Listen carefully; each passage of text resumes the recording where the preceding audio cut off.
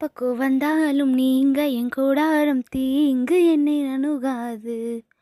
துர்ச்சன பிரகாரம் சூழ்ந்திட நின்றாலும் துளியும் என்னை நெருங்காது. சிறு வெள்ளாட்டு கிளை போல் கிடந்தேன், உம் விரலில் என் தஞ்சம் கொண்டேன்.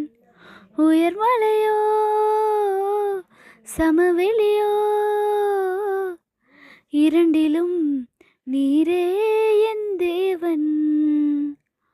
உயர்மலையோ சமவெளியோ இரண்டிலும் நீரே என் தேவன். எந்த நிலையிலும் ஆராதித்திடுவேன் என் இயேசுவை, முழு மனதோடு ஆராதித்திடுவேன். எந்த நிலையிலும்